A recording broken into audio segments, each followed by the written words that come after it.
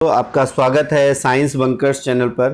दोस्तों आज हम लेके आए हैं आपके लिए हाल फिलहाल में हुए एग्ज़ामिनेशन बीपीएससी के जो टीचर रिक्रूटमेंट एग्ज़ाम 3.0 है उसका 9 to 10th का साइंस का पेपर। ठीक है, 9-10th का साइंस का पेपर है जो हो सकता है इससे कुछ क्वेश्चंस आने वाले एग्ज़ाम के लिए काफ़ी इंपॉर्टेंट हो।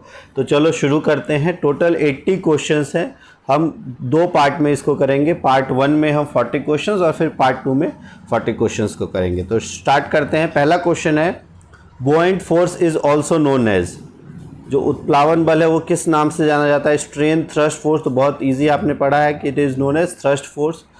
नेक्स्ट है 78 question, which of the following is not, या आप ऐसे ऐसे कर सामने कर लेते हैं। 80th क्वेश्चन इसमें दिया हुआ है, the decrease of ozone layer has been linked due to the use of. तो ओजोन लेयर डिप्लीट क्यों होता है? CFC हमने पढ़ा है, ये बिल्कुल सही है। हाइड्रोक्लोरोफ्लोरोकार्बन्स भी होते हैं, तो दोनों है इसके सही आंसर।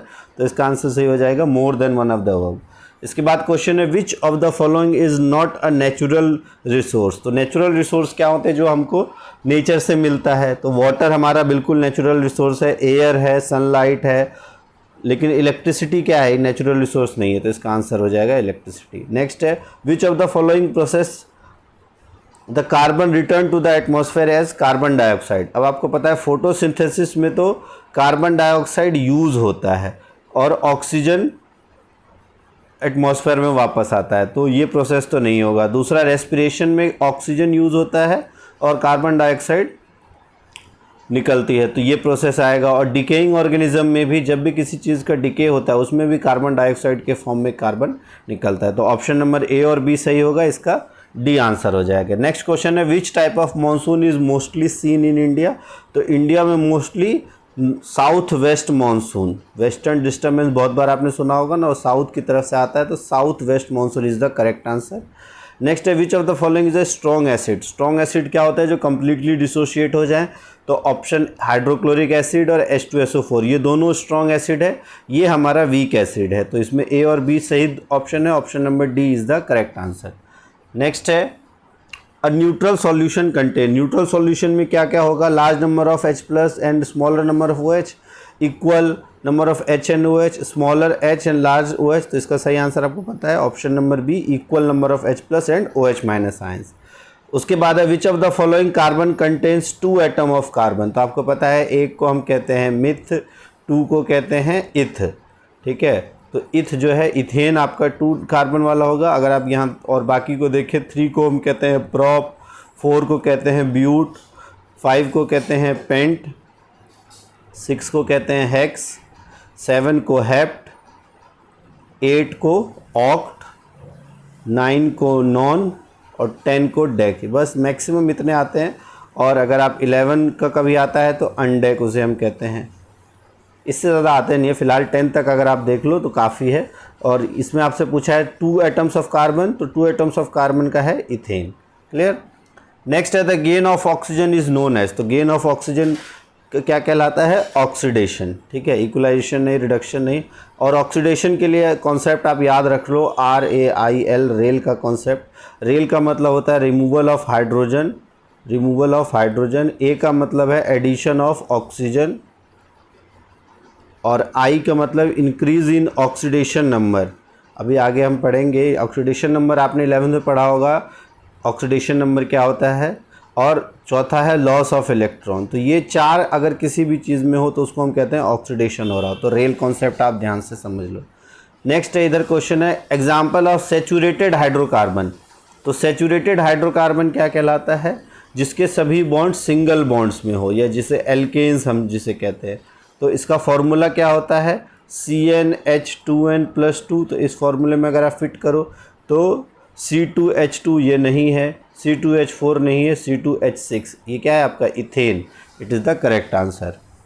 नेक्स्ट है, which of the following property of metal is used for making bells. तो बेल बनाने के लिए हम किस प्रॉपर्टी का यूज़ करेंगे? Malleability, sonorous, ductility. तो मेलेबिलिटी क्या होता है? उसको पीट के शीट्स में कन्वर्ट करना। तो इससे हमारा काम तो बेल बनाने में नहीं होगा। सोनोरस होता है, जब उसको बीट किया जाए तो साउंड प्रोड्यूस होगा, तो इसी प्रॉपर्टी का हम यूज़ करते हैं। और डक्टिलिटी होता है वायर में उसको ड्रॉ कर पाना। नेक्स्ट क्वेश्चन है the bee sting contains carboxylic acid, which carboxylic acid. आपको पता है बी स्टिंग को हम, बी स्टिंग में फॉर्मिक एसिड होता है नॉर्मली, फॉर्मिक एसिड, ठीक है। और फॉर्मिक एसिड केमिकली उसका नाम होता है मिथेनोइक एसिड, इसका फॉर्मूला होता है HCOOH, ठीक है। फॉर्मिक एसिड, मिथेनोइक एसिड, ये बी स्टिंग में होता है। और नेटल पौधे के जो स्टिंग है उसमें भी यही सेम एसिड होता है, फॉर्मिक एसिड। नेक्स्ट है the law of octaves was proposed by, तो आपने पहले भी पढ़ा है लॉ ऑफ ऑक्टेव्स किसने दिया था, न्यूलैंड्स ने ऑक्टेव का नियम दिया था। तो न्यूलैंड्स ऑप्शन नंबर सी हो जाएगा, जॉन अलेक्जेंडर न्यूलैंड्स। डोबेराइनर ने किसके बारे में बताया था, डोबेराइनर ने ट्राइड्स के बारे में बताया था। और मेंडलीव ने पीरियोडिक टेबल दिया था उस टाइम पे, जितनी अवेलेबल एटम्स थे उनके अकॉर्डिंग। नेक्स्ट है which of the following is damaging effect of ozone layer to human health. Ozone layer से क्या क्या होता है, तो इसमें है ऑस्टियोपोरोसिस, ऑस्टियोपोरोसिस तो नहीं होता है। डिस्पेशिया, डिस्पेशिया होता है इंडाइजेशन, ये भी नहीं होता। Skin cancers, mainly ozone layer से स्किन कैंसर्स और इम्यून सिस्टम कम हो जाता है, कैटरैक्ट होने के चांसेस ज़्यादा होते हैं।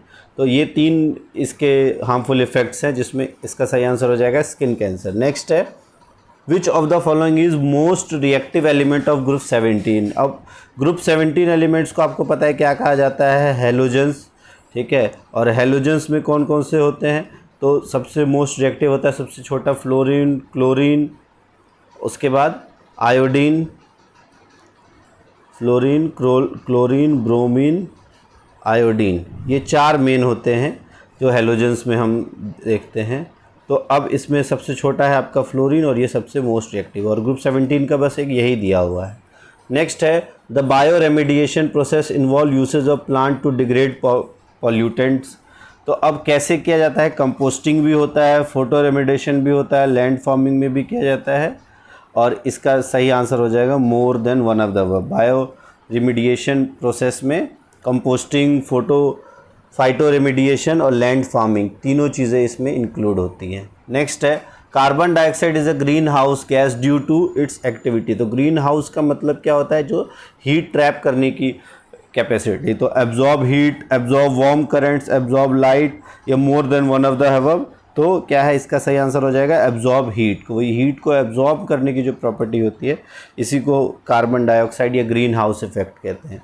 नेक्स्ट है which of the following minerals plays a major role in energy storage and transfer of ATP into ADP। अब एडिनोसिन डाइफॉस्फेट, एडिनोसिन ट्राइफॉस्फेट, तो यहाँ पे आपने पता है फॉस्फेट से रिलेटेड है, तो फॉस्फेट आपका फॉस्फोरस हो जाता है। और यहाँ से एक क्वेश्चन बहुत बार आता है कि सेल की जो है वो एनर्जी करेंसी क्या होती है, तो एनर्जी करेंसी भी क्या होता है, ATP, एडिनोसिन ट्राइफॉस्फेट, और इसका आंसर हो जाएगा फॉस्फोरस। नेक्स्ट क्वेश्चन है अर्थवर्म ब्रीथ्स थ्रू। तो अर्थवर्म किसके थ्रू ब्रीथ करते हैं, अपने स्किन के थ्रू, तो इसका सही आंसर हो जाएगा skin. Next which of the following is voluntary action, beating of heart, urine formation, respiration. इन तीनों में से कौन सा वॉलंटरी एक्शन है, तो बीटिंग ऑफ हार्ट नहीं है वॉलंटरी एक्शन, यूरिन फॉर्मेशन भी हम वॉलंटरीली नहीं कर सकते, और रेस्पिरेशन भी हम वॉलंटरी नहीं कर सकते, तीनों इनवॉलंटरी है। तो इसका सही आंसर हो जाएगा नन ऑफ द अबव, ठीक है। अगर यहाँ पे एक बहुत बार क्वेश्चन आ जाता है कि यूरिन फॉर्मेशन की जो मिक्सचुरेशन, तो वो आपका मिक्सचुरेशन का मतलब होता है यूरिन का एक्सक्रीशन, वो एक वॉलंटरी एक्शन है, बट यूरिन का फॉर्मेशन क्या है, इनवॉलंटरी एक्शन। नेक्स्ट है which of the following carries deoxygenated blood to the lungs from the right ventricle. अब राइट वेंट्रिकल्स में कौन डीऑक्सीजनेटेड ब्लड लाता है, तो आप इस तरह से याद रखो, 4 पार्ट होते हैं हार्ट के। ये होता है आपका लेफ्ट एट्रियम, नीचे लेफ्ट वेंट्रिकल, इधर राइट एट्रियम और राइट वेंट्रिकल, ठीक है। ये 4 पार्ट हो गए।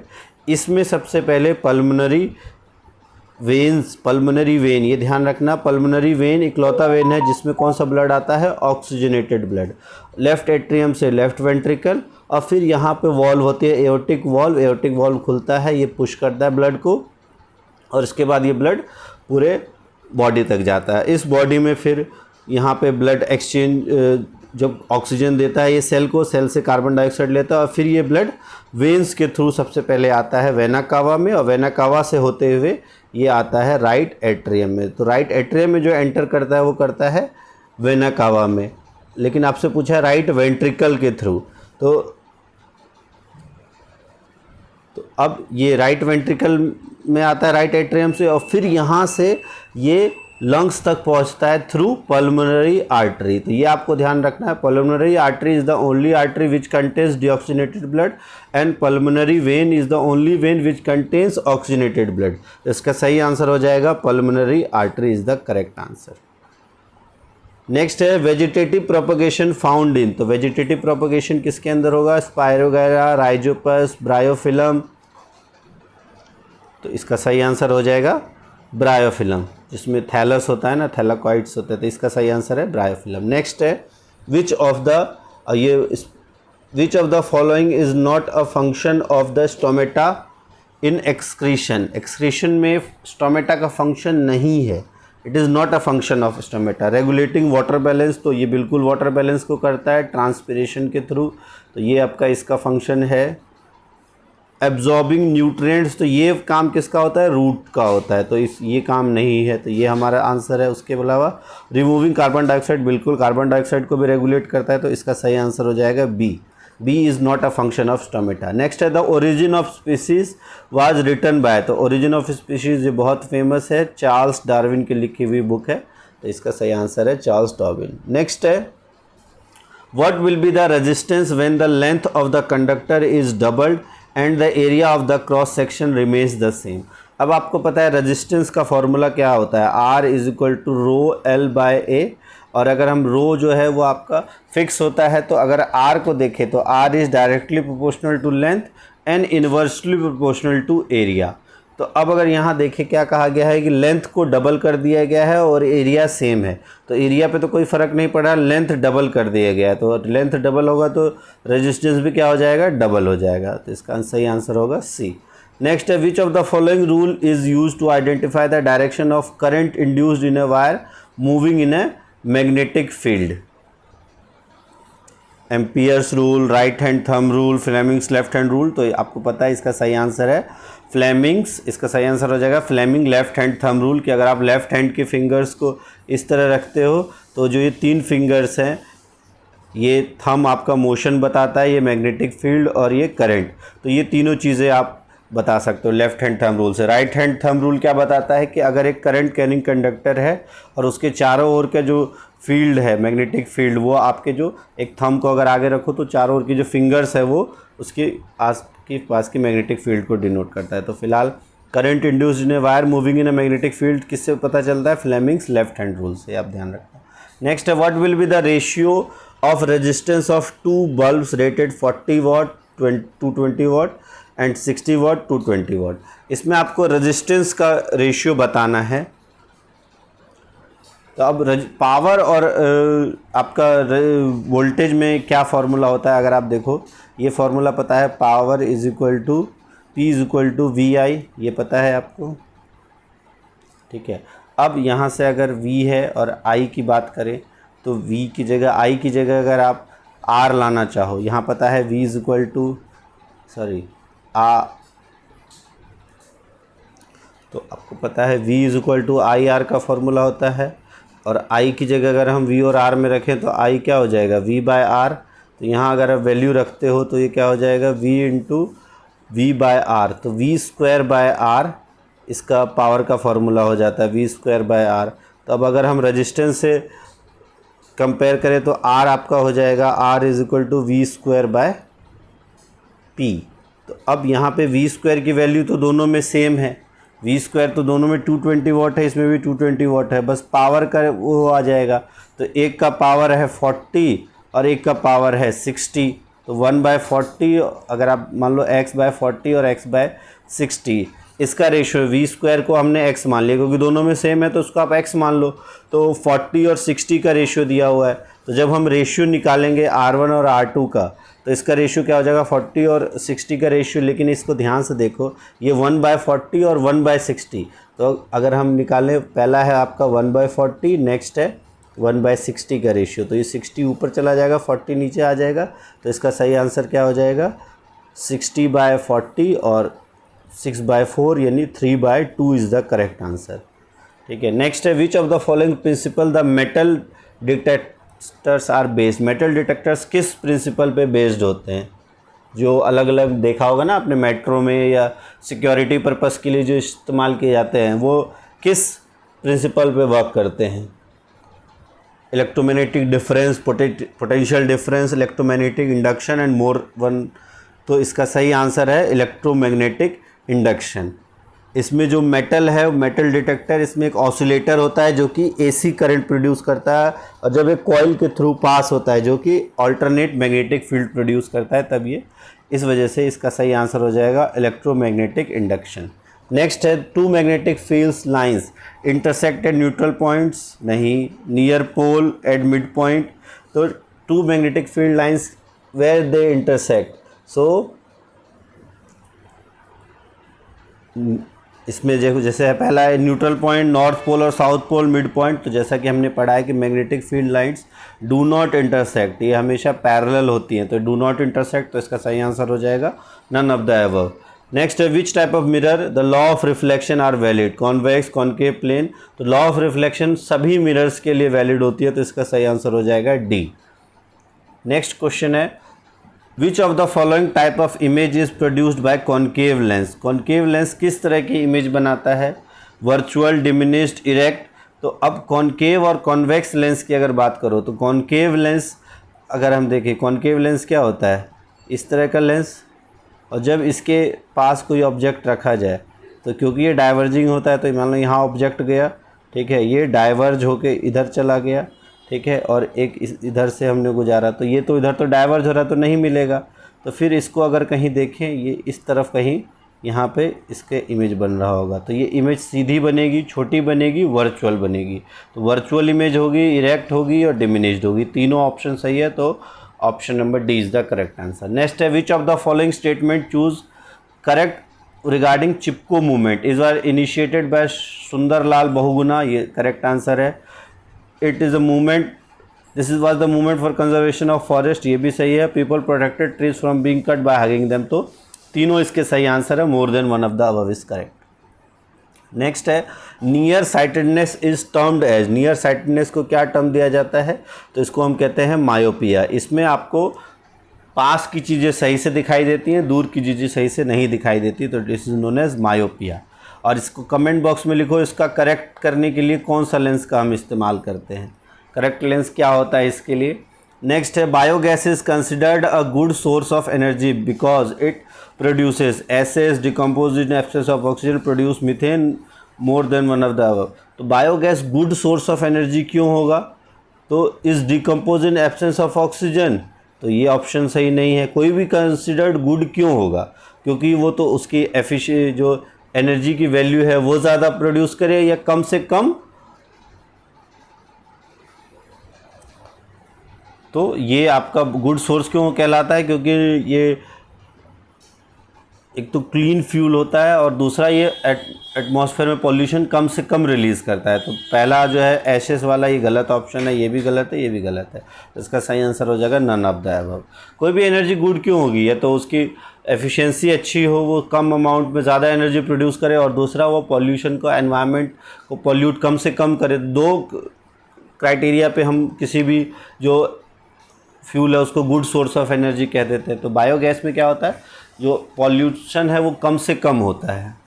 नेक्स्ट क्वेश्चन है डिफॉरेस्टेशन में increase the chances of, deforestation किस चीज़ का चांस बढ़ा देता है? Frequent landslides, rainfall, erosion of surface soil and more than. तो आपको पता है लैंडस्लाइड्स का भी और इरोजन ऑफ सरफेस सॉइल, ये दोनों का लैंड डिफॉरेस्टेशन जो है चांसेस इंक्रीज कर देता है। नेक्स्ट है the energy produced in nuclear reaction comes from, nuclear reaction में जो एनर्जी प्रोड्यूस होती है वो किससे आती है? It is by nuclear fission. तो ये सही आंसर है। तो ये आपके टोटल इसमें अभी हमने कितने कर लिए? तो ये लगभग 40 क्वेश्चंस हमने कर लिए, और इसका और 40 क्वेश्चंस जो हैं वो नेक्स्ट पार्ट में हम लेके आएंगे। तो अगर आपको ये वीडियो अच्छी लगी हो तो इस चैनल को, आप इस वीडियो को लाइक करो, दोस्तों तक शेयर करो, सब्सक्राइब करो, और अगर आपको नेक्स्ट पार्ट चाहिए तो कमेंट बॉक्स में ज़रूर लिखो, तभी नेक्स्ट पार्ट लेके आएंगे हम, जो बाकी के क्वेश्चंस इसमें आए हैं। और ये इसमें से बहुत सारे क्वेश्चंस आपके एग्ज़ाम में रिपीट होते हैं, क्योंकि साइंस का एग्ज़ाम है तो साइंस के एग्ज़ाम से ही रिलेटेड क्वेश्चंस आए हैं। और अगर आपको ये वीडियो अच्छी लगी है और तो कमेंट करो कि इस जो 11th-12th का जो एग्ज़ाम हुआ है, 11th-12th पीजीटी जो बीपीएससी का एग्ज़ाम हुआ है, तो उसमें किस सब्जेक्ट का आपको लाया जाए, फिजिक्स, केमिस्ट्री या बायो, उसमें से किस सब्जेक्ट को अच्छे से सॉल्व करवाया जाए। तो आप कमेंट करो। और साइंस का इसके अलावा 40 क्वेश्चंस हो रहा है। तो ये हमारी साइंस की 4th सीरीज़ थी जिसमें हम क्वेश्चंस सिर्फ साइंस के कर रहे हैं। इससे पहले जो 3 वीडियो है, अगर आपने वो नहीं देखा तो आप उन्हें भी देख ले, उसमें भी काफ़ी अच्छे क्वेश्चंस हैं। और अगर आपको इस वीडियो में कोई पूछना हो तो आप कमेंट बॉक्स में लिख सकते हो, कोई सजेशन हो तो भी आप कमेंट बॉक्स में लिख सकते हो। और अपनी तैयारी जारी रखो। एग्ज़ाम आपका लगभग अगस्त एंड और अगस्त एंड में मोस्ट प्रोबेबली तो नहीं होने वाले हैं, सितंबर में ही होंगे, सितंबर एंड में ही होने के चांसेस है। तो आपके पास लगभग अब आपका जुलाई एंड आ चुका है, लगभग अगस्त सितंबर, लगभग आप मान के चलो आपका 40 to 50 डेज़ का समय बचा है आपके पास। इसमें तैयारी अपनी अच्छे से कर लो, क्योंकि आपका जो 2 पार्ट होना है, पार्ट ए पार्ट बी, दोनों के लिए आपको अच्छे से तैयारी करनी है। पार्ट ए आपका जनरल है, इसकी भी प्रैक्टिस जब एग्ज़ाम एक बार अनाउंस हो जाएंगे तो हम प्रैक्टिस सेट्स इसकी भी लेके आएंगे, जिसमें आपके मैथ्स, इंग्लिश, रीजनिंग, इसके भी क्वेश्चंस कराए जाएंगे। फ़िलहाल अभी हम अपना फोकस साइंस पे रखते हैं, साइंस में फिजिक्स, केमिस्ट्री, मैथ्स पे। तो इसी के साथ आज के लिए इतना ही। और अगर आपको इसमें कोई सजेशन देना हो तो भी आप कमेंट कर सकते हो। वीडियो अच्छी लगी हो तो लाइक करो, और चैनल को सब्सक्राइब आपने कर लिया होगा, नहीं किया है तो ज़रूर सब्सक्राइब कर लो, अपने दोस्तों तक शेयर कर दो। Thanks for watching science bunkers.